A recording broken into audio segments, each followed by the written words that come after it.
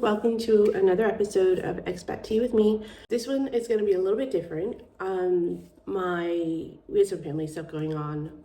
My daughter was ill this week, so I didn't get a chance to plan out an actual episode. So I'm going to do the Q&A that I've been promising for a while. Everyone seems to be very curious about, why we're here and why we left America, and interested in different, the differences, I guess, between the cultures and stuff. So yeah, I'm more than happy to answer any questions. I also want to apologize that I'm a bit of a mess. This was supposed to be a weekend where we had nothing going on. Ended up being one of the busiest weekends that we've had. So if I feel a little rushed or hectic, I apologize in advance. But I did want to get something out to you guys because I did promise the schedule. So here it goes. You can hit the like button. I appreciate that. If you could hit the subscribe button, I appreciate that too. If you haven't already, there are links in the description box below to make it easier for you. And also there's a pinned comment for the link to subscribe to also make it easier for you. If you could share this with someone that you think might enjoy it. And of course, if you have any comments, questions, concerns, anecdotes, or anything to say at all, feel free to leave it in the comments below. I totally burped. But it is what it is. Okay. Like I said, I'm obviously a bit of a mess today. I haven't even had my breakfast yet.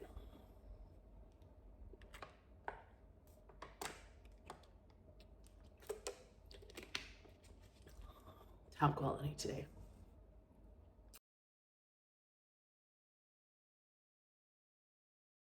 Right, so the first question that I had was, is there anything I actually like about being here in England? Which I find kind of funny because I didn't realize I was giving this like negative vibe about England at all. But now looking back at it and rewatching some of my footage and stuff, I realized I kind of have been. It's really that it's just been a struggle for me. Look, I'm an old dog, and the older the dog is, the harder it is to teach them newer tricks. And it's just been a little bit harder for me to adapt living here than I thought it would be originally. But yeah, there's lots that I like about living here in England. I like the accessibility to public transportation, particularly since I'm having such a struggle with driving. I feel like I can get places, I can walk to places, there's people around me all the time.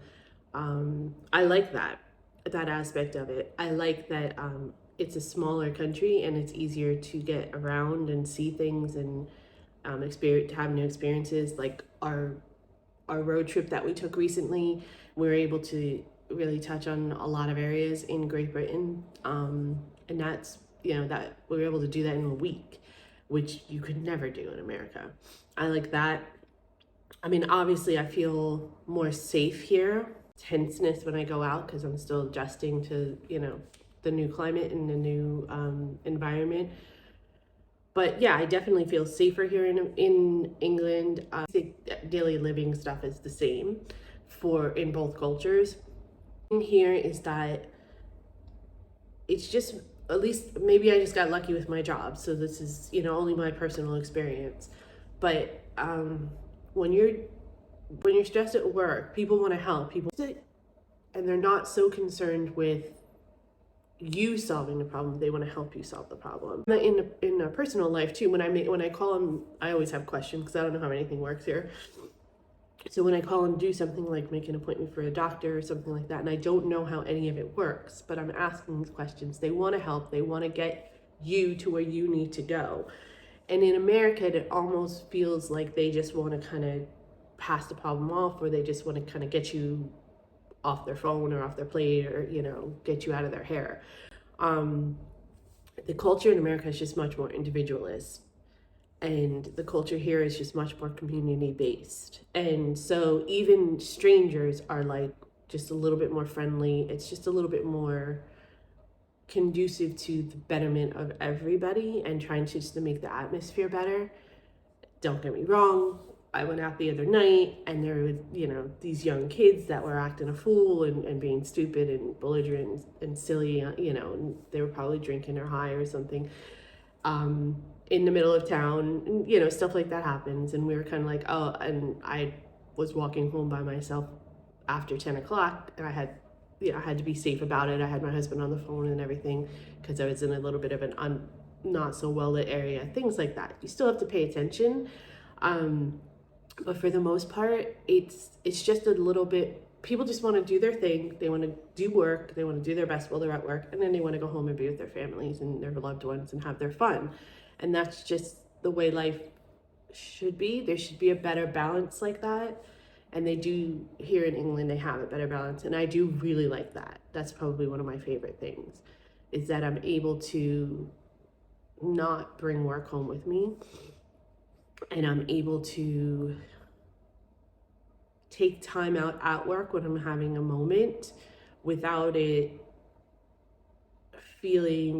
culture around me feeling like it's not acceptable, or feeling like, hey, there's work to be done. Like, I don't get a break, how come you get a break kind of mentality. And I'm not saying it was like that everywhere or with every boss or in every environment that I worked in, but it was like that a lot. It's just kind of this understanding, this like unspoken underlying rule. And even not just with work, but with family. It's like, look, you should be here because it's family, or we should do this because it's, Saturday, or it's what's expected of us, or, something like that. And I've always been drawn more to life's short. Life is just short. And I want to create a life for myself for the rest of my life. God willing, it'll be a while. But I want to create a life for myself where I'm just doing things that I enjoy, and I'm having more fun than I'm having stress. And the environment here in England is definitely better to that than it was, at least where I was in my situation, my unique situation in America. I feel like it's much better here, and I do like that. That's one of my favorite things about being here. So yeah, there's actually lots that I like here.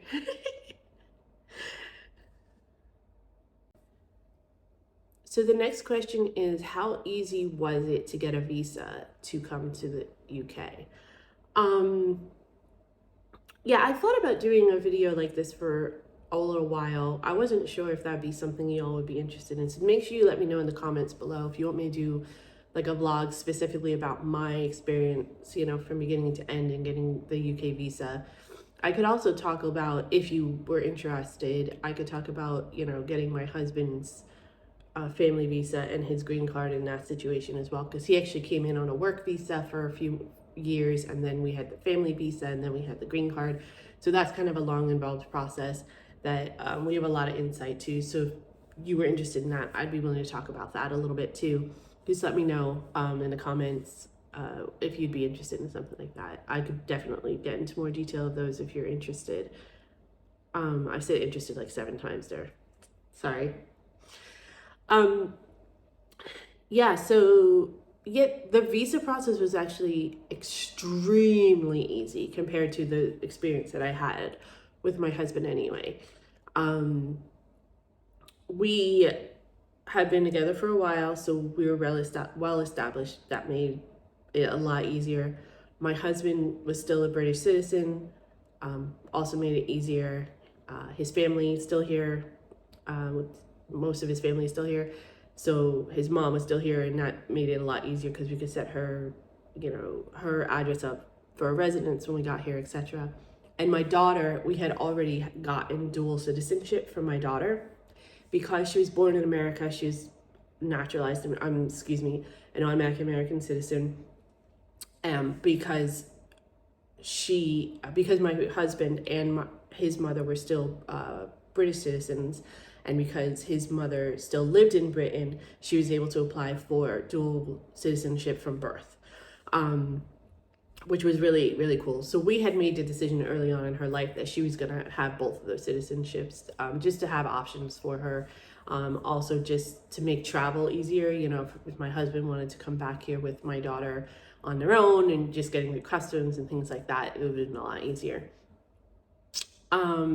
So with those two things being established already previously before we decided to move, it made our life a lot easier.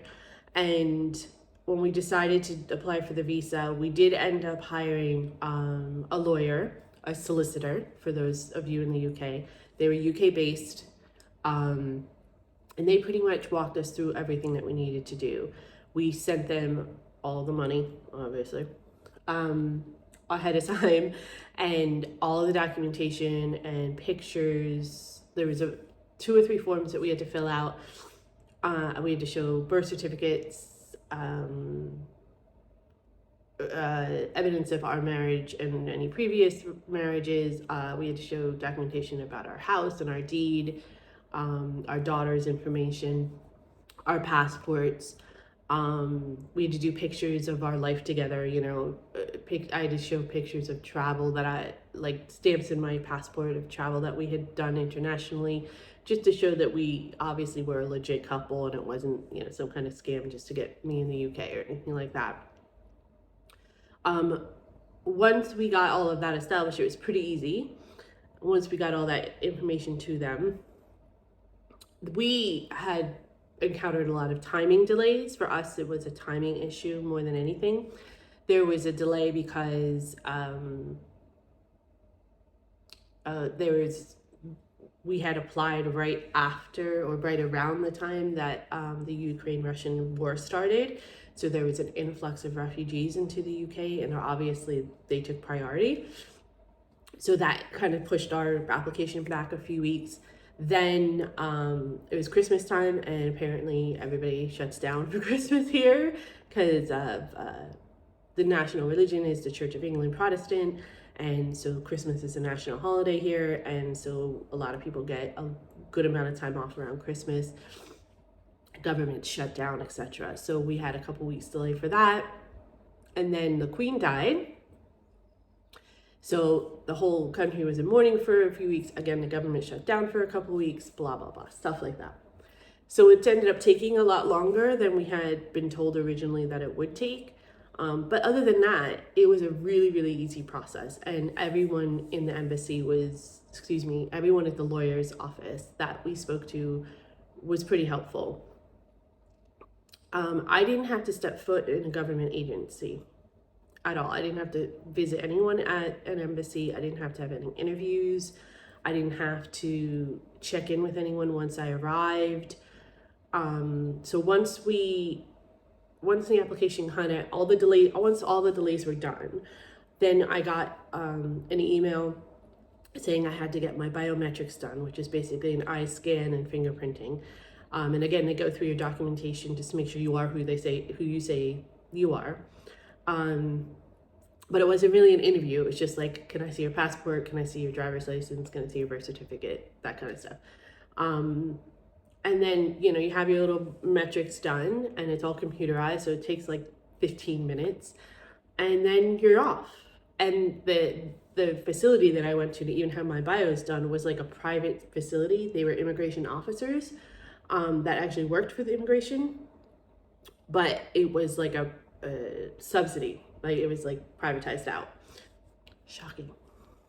But once that was done, we just had to wait for the decision, really. And there's no reason that I don't have a criminal record.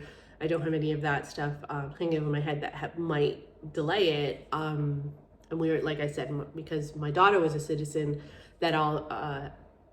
that pushed it through a little bit faster as well, because in the UK, they have a huge policy. I don't know if it's a national official policy or anything, but they do not separate families. They have a big problem with that, unlike some of the US immigration laws. If there's a child that's a British citizen and they are going to be a resident of Britain, which my daughter didn't have to apply for anything. She didn't have to do anything. She already had her British passport. So technically she was living in Britain with my husband at his mother's house already. So that pushed me along and helped me as well.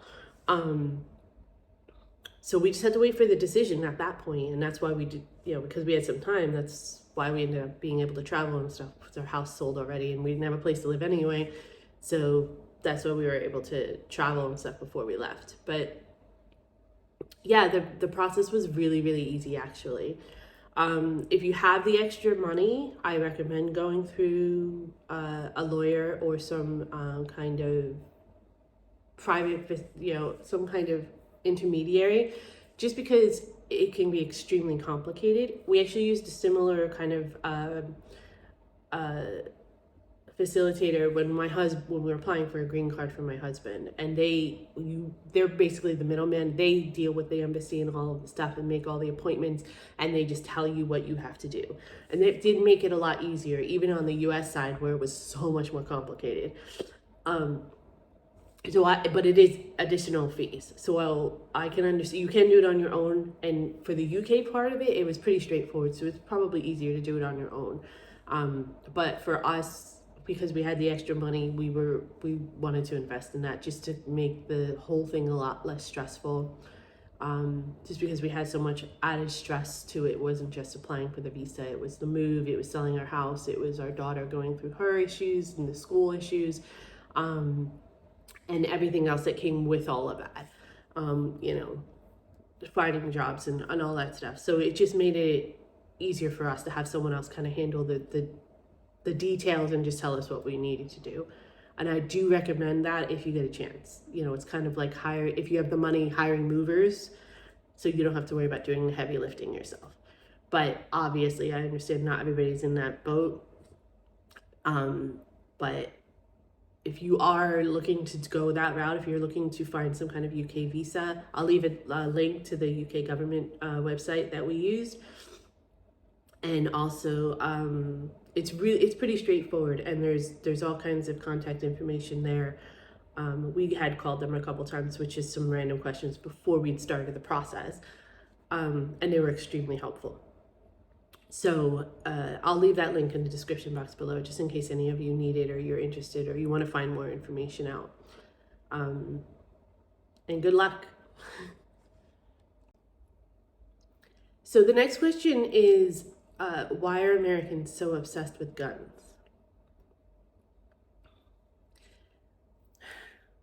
I know it looks like that from the outside. It's not that America is obsessed with guns. It's that America is going through a really difficult transition right now. And there's a lot of changes going on all at once from all sides. And that's not even considering things that are global, like climate change and inflation. And when you have people naturally are not always conducive to change, and it evokes fear. And when you have a system set up where exploiting that fear can give you more power and more status and more visibility and more money, unfortunately, there's a lot of bad actors out there that are going to use that exploitation to their advantage. And because there's actually a gun lobby in America that works very closely with the government. They send a lot of money to a lot of different politicians' campaigns, and really solicit them to not make stronger gun laws, not make as many restrictions on obtaining a gun.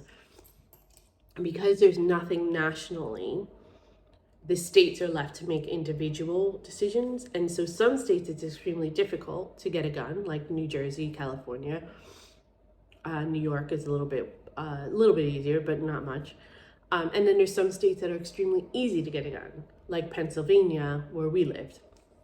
Where I grew up in New Jersey, you had to have a license, you had to wait a few weeks period when it's applying for the license to get approved.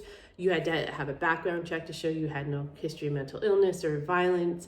I'm not 100% sure, this might have been something instilled after I left, but I believe there was a point where they had to do some kind of like wellness checks. So like after you own the gun, they had to check in and make sure you were storing it safely and things like that. When we moved to Pennsylvania, you could literally go to a Walmart aka ASDA, and as long as you were of 18, you could walk out with a gun that day. So it's not necessarily that so the accessibility of guns is so much easier in a lot of areas.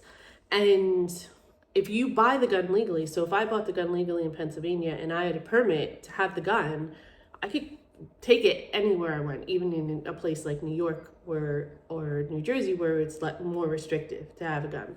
But as long as I had that permit, I was okay. And because you have the easy accessibility and you have the exploitation of fear of all of these problems that are going on and all of this rhetoric about, how we're going to be left behind if we don't fight, and people misuse the right to bear arms clause in the Constitution, people feel powerful when they have guns.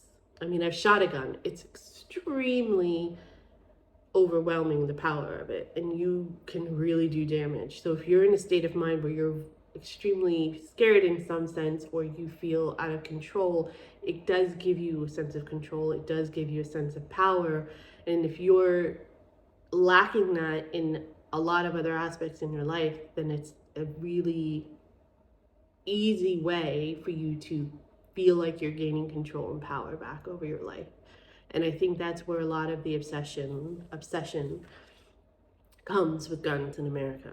It's the culture that that we're responsible gun owners, so therefore we're okay, and we're not the ones you need to worry about. And it's always the others you need to worry about, whether it be a different religion, a different race, a different economic class, from a different state, from a different culture. It doesn't really matter. It kind of extends to everybody at the end of the day.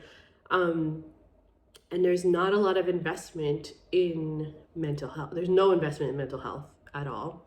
There's no investment in our public schools on many levels, but particularly when it comes to safety. There's no investment in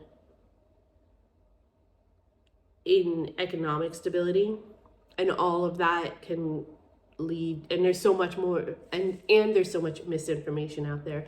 Then you have the gun lobby that is trying to, control the narrative from the top, from the national level, that guns aren't that bad, and it's okay, and it's for self-protection, and, what are you going to do if someone breaks in, and things like that. And so it just makes people, it's easy to get, and it makes people feel like they have control and power in a situation where they don't really. And to me, that's my layman's uneducated, just experience-driven reaction. That's how I would answer that question. The next question is, do I miss the sheep? I think it's funny, actually, that question came up. For those of you who don't know, where we lived with my mother-in-law was a village, and there was a sheep farm like right across the main road from the neighborhood that we lived in. So I could literally hear them from the backyard, and when I was like in bed at night with the windows open. So I used to talk about that a lot when we lived there. But I think it's funny that came up, actually, because I haven't seen them because we're in town, so there's not really a lot of wildlife here, except for birds and pigeons and things like that. And when we were driving on our road trip, we passed a ton of farms and stuff. And I was like, oh, the first time that we passed a big sheep farm, I was like, oh, sheep. And when we stopped at Hadrian's Wall, which, for those of you who don't know, was a wall that the Romans built to keep the Scottish out of England and kind of separate the two countries, because they were two separate countries at that time, I think, if memory serves. Anyway, so there's ruins, so we had stopped on our way to visit, and I literally was hearing the sheep baa as we were like examining the wall and taking pictures and stuff, and I was like, yeah, I don't miss it. I'm happy to not have to fall asleep to that noise every day. But that's a really funny question. Thank you. That's obviously someone who follows me. And thank you for following me. And thank you for making me laugh with that question. Um, I'm not against wildlife. I actually really like animals a lot. I'm just not somebody who wants to be around them all the time. Um, we had a dog in America, and I'm not a dog person. And I loved her, and I was really sad that we had to get rid of her before we left. But it's just a lot of work. Animals are just tons and tons of work, and they're yeah, you can't have a conversation with them and tell them to not like poop on your floor and shit like that. Like, you know what I mean? I totally understandable, but it's just I don't know. They're just not for me. What am I gonna say? But no, I don't miss the sheep. So the next question is, other than loved ones, what do you miss the most about America?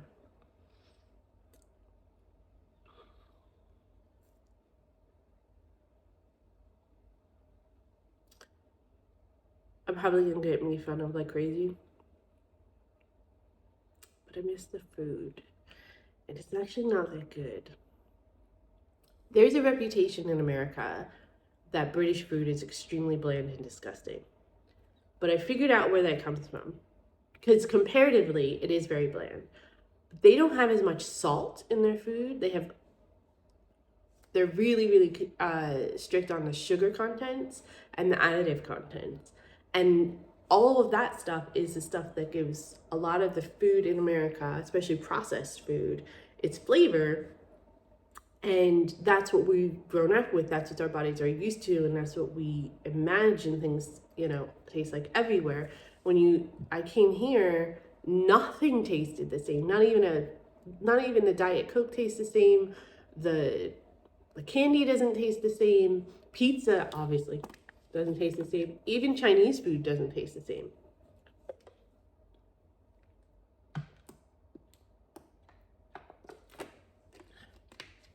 So I miss the food. I don't necessarily miss like having all that sodium and sugar in my diet, but I miss the food tasting the way I expect it to taste. There's a lot of, I'm trying to have an open mind. And there are some things that I found that I really like here, but there are a lot of things that are American style, or they're like Italian, but it doesn't taste the same as it does in America. And I think because we have such a more diverse culture, it's actually an American culture to have access to all of those cultures, and I'm used to that, and I'm used to it being a little bit more authentic, American authentic tasting, and it just isn't here. It's the simplest things like their garlic sauce is like creamy, ranchy almost taste, and I'm used to it being more liquidy and kind of light, that you would just throw in pasta, or you just dip a piece of bread in. So just little things like that. That's the stuff that I miss the most, because there are times when I go a few days without really feeling satisfied with my meals, or like I'm full, even because I have that kind of mental expectation that it's supposed to taste a certain way. It doesn't. And even though I've eaten it, I still feel like I'm missing something. Hopefully that's just like a withdrawal symptom, but it's been like 5 months. So I'm trying hard. I'm just trying to focus on salads because they're easy and you can make them to your taste. And obviously I need to continue on my weight loss journey. So that's helpful. But even the fruit, like the tomatoes, taste a little different because they're grown in different soil and all that kind of stuff. They're different. I haven't been able to find beefsteak tomatoes, which were really big in New Jersey where I grew up, and they have just like a more juicy kind of flavor and a little bit kind of like a beefy flavor, kind of like a portobello mushroom. And I haven't been able to find them here, so I'm used to having that at my disposal and not it's not here. So just think that kind of thing, not necessarily always the taste, but just being able to find the foods I like and the drinks I like, and things being what they say. You know, if someone says, oh, this is a American style pasta or American style food, and I go and eat it and it's nothing like it, ugh. It's not, there's nothing against the food, and they do what they gotta do. It's just disappointing. And like I said, it just leaves me feeling a little bit, it just is a constant reminder that I'm not home. And obviously you eat every day. And so it's a pretty consistent reminder that I'm in a different country, and it's it's an adaptation I have to deal with. But that's probably just having the foods I really, really like having at my disposal is probably the thing I miss the most, other than my loved ones. So the next question is, what's the weirdest thing that I've ever encountered so far being here in the UK? Though the strangest thing for me is being out and hearing strangers have British accents. I'm used to having a British accent in my home because my husband's British, and obviously speaking to his friends and family. We've been together a while now, and I definitely, I'm used to them and them having accents. And even at work, because I always worked in an international environment, there was always people that had accents and people that I spoke to from different countries, even if it was just on the phone. So I'm kind of used to that even in my work environment. But when I'm like out in town, or I'm at the grocery store or something, and everyone around me has British accents and I'm the one who doesn't have the British accent, that's the strangest thing to me, because it catches you off guard, right? I'm not really paying attention. I'm focusing on what I got to do, and or where I'm going, or what we're doing, or having a conversation with whomever I'm with. And that part is weird, because there's like little kids like playing around me or whatever, and they're talking in a British accent, or the not like it being normal that the clerk checking me out has a British accent, whereas in America that wouldn't be normal, right? So it's those things that just, those moments that come up randomly, as I'm like just not really paying attention, and I'm like, oh yeah, I don't live in America anymore. Similar kind of thing with the food that I was saying earlier that I miss from America. It's just that type of familiarity is probably the strangest thing and the thing I miss the most. So there's an answer to both questions at once. The next question is, what was my favorite trip that I've ever taken? That's a hard one, because each one has kind of a different sentiment, because each place that I visited had a different sentimentality to it. My instinct is to say Australia, but my instinct is to say Hawaii, because I loved Hawaii. It was a lifelong dream of mine. There's a travel vlog about it. If you guys want to check it out, I'll link it in the description box below. That one, it was nice because it was the last time that I was going to vacation with my mom before we left the US. She had always wanted to go to Hawaii. My sister and I had always talked about taking her and my dad to Hawaii at some point. And I've always wanted to go to Hawaii. My daughter's a huge beach person. So that was a really special trip for me, even though it was short-lived and it should have been longer. We're not gonna get into that. But if I really sat and thought about it, as special as Hawaii was to me, at this point in my life, I think the best trip I ever took was when I went to Australia. My sister had left and went to Australia to study abroad for a semester. And I was actually out of work, and I was waiting tables to try to pay my rent, and I had no money at all. but I had a credit card. And I was like, my sister's in Australia. I'm never going to get an opportunity to see Australia. I thought at that point that I was never going to really even get an opportunity to leave the country again. So I was like, my credit card has no money on it, and I'm saving it for emergencies. But this is a once in a lifetime opportunity, so I couldn't pass it up. So I put it all on my credit card, and it took me like years to pay it off after that. But it was worth it.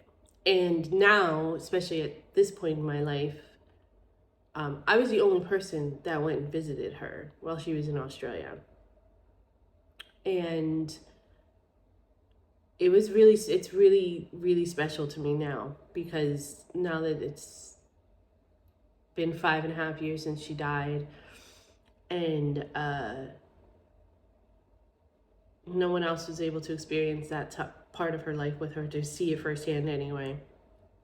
And we were able to do things together that, seem mundane at this point, like making dinner and, her taking me to the Australian grocery store and stuff like that.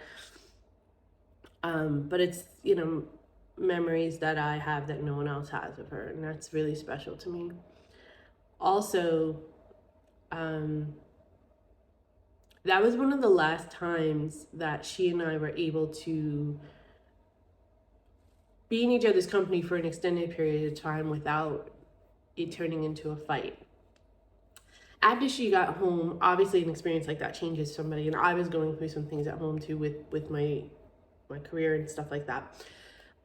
So we had just started to grow apart a bit after she had gotten home, and it wasn't anything specific, any dramatic moment or anything. It's just our lives were kind of pulling us in different directions and stuff. So that was also the last time that we were really in that clicky, like, close moment of the closest part of our relationship before she died. So I think that's why that's super special to me. And even though it wasn't the most extravagant, and we didn't really I didn't get to see a ton of stuff, but it was it was a point in time where my sister and I were both at a good place. We really enjoyed each other's company, and it was just the two of us, and I'm never gonna have that again.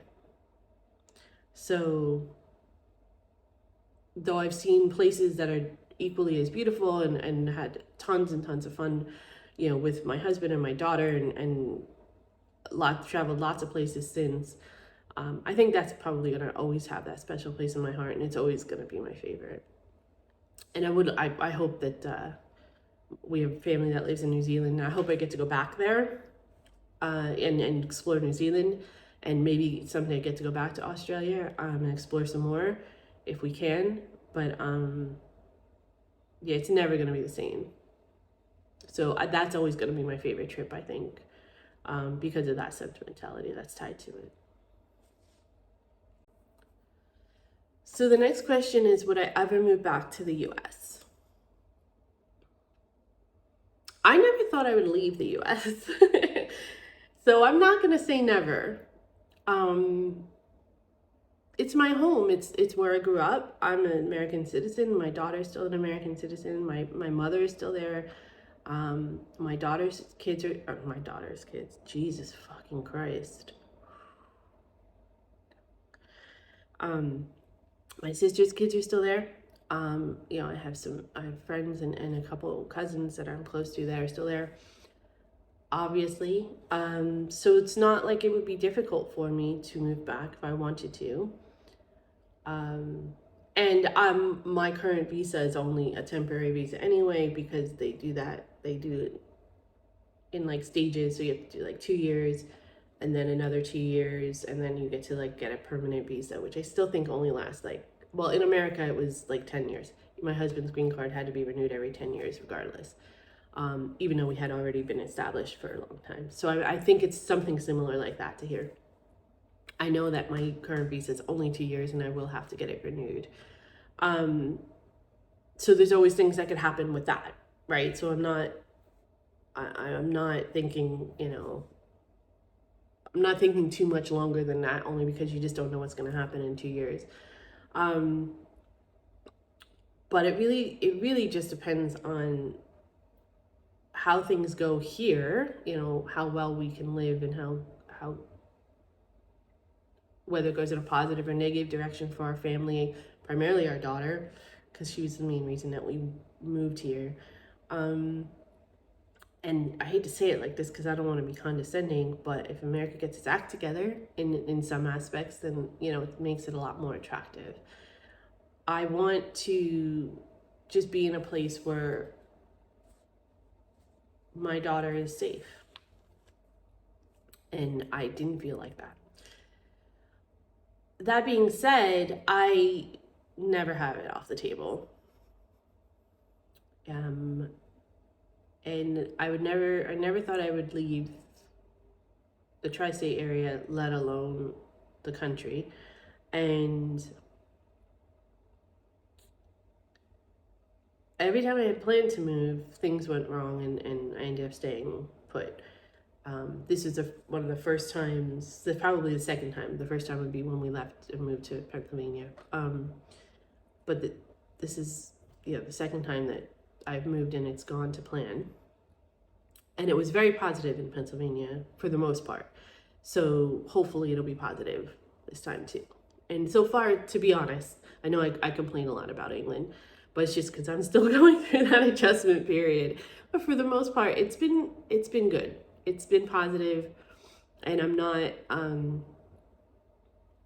other than a few, moments, I'm not really regretting my decision. But I'm still hyper aware, that it's a temporary situation at this point, and that I always have options. At this point, I have options, but we don't know what's going to happen in the future. 2 years, things are happening so rapidly and so unexpectedly in the world right now. So I'm trying not to think too far ahead either. And because I'm trying to stay on that life is short mentality, and let's just live in the moment, and you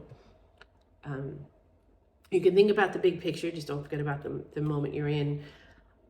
I'm trying to keep that philosophy in my head, and just go with the flow a little bit more, and see how things work out. I see our loose plan. I always say loose plan because I'm always open to interpretation and adjustment as things unfold, and opportunities become available. So I try to keep an open mind about it. So I say loose plan. So our loose plan is to stay here at least until our daughter graduates school and decides if she's going to go on to college or whatever, and see where she is from there. We're trying not to think too much further ahead than that. But I think the more comfortable that I get, I think the harder it's going to be to leave, because my husband, it's going to be difficult for my husband to go back to America. So that's going to be a factor as well. So I'm never going to say never. And obviously that's my home. And I want to go back at some point, even if it's just to visit. And if it came down to, that being the better option for whatever stage we are in our life, my family and wherever we are personally and what we want out of our life, then yeah, sure, I would move back to America in a heartbeat. But we just have to wait and see how things play out. I'm not going to actually answer the last question, because it asked, are there things that the UK does better than America, and are there things that America does better than the UK? And I actually was thinking about that a couple of weeks ago, and I think I might actually do a video about that.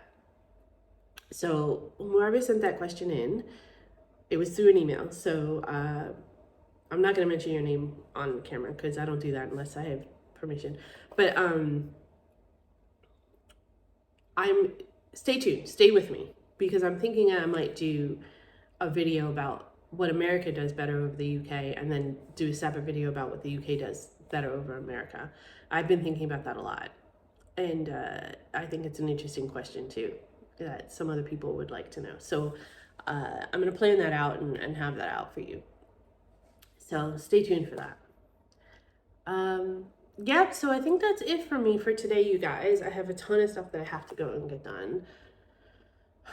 I think that's it for me for today, you guys. I still have a lot of stuff I gotta do today, and the family will be home soon, so I'm gonna lose my privacy. But I think that I answered all the questions I had on my list, except for that last one that I mentioned. I'm just doing a quick check just to make sure. Yeah. So that was fun, actually. You guys have some interesting questions. I would really like to do something like this again, possibly live, because I think that might be fun. Would you be interested in that? Let me know in the comments below if you'd be interested in doing something live and just asking questions off the cuff. I have no problem doing that. That might be kind of fun. Although the last live show I did, like one person joined, 2 people joined, I think, something like that. But it's okay. I don't care. I'm still appreciative. So I don't know. I just don't know if that would be something that y'all would be interested in doing, or if you'd rather me do something like this. So just let me know. But this was fun. I really enjoyed it. I like doing something a little bit different. Let me know what you guys think of it. Yeah.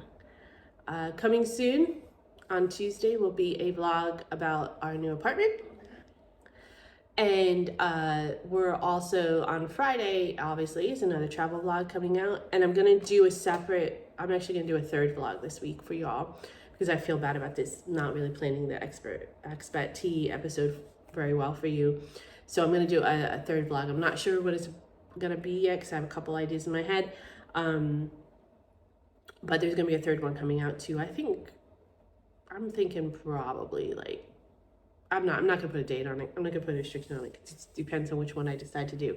But I'm gonna put a bonus one out there for y'all this week, just because I kind of dropped the ball on this week's episode of Expat Tea. But I really appreciate you guys joining me today. Thank you so much for all of your questions. Keep sending them in. I really enjoy this.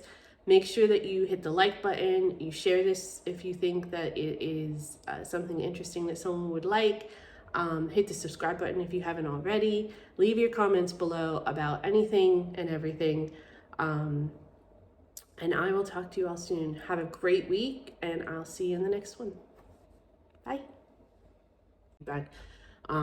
Even the not so nice stuff, but it's okay. Even the not so nice stuff, it is what it is. I know I'm not everybody's cup of tea. No pun intended. But I still enjoy interacting with you all anyway, on any level that I can. So if you have a question you want me to answer, you can email it to me at hicksondiaries@gmail.com, or you can just put it in a comment below any of the videos, or DM me on Instagram or on Twitter, formerly Twitter, now X, at Hickson Diaries.